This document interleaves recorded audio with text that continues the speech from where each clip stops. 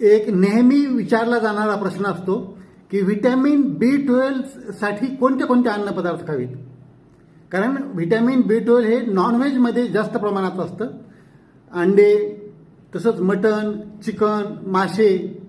मग शाकाहारी लोकांची पंचायत होती. मग ते विचारतात की हे दुसरे कुठले अन्नपदार्थ आहेत.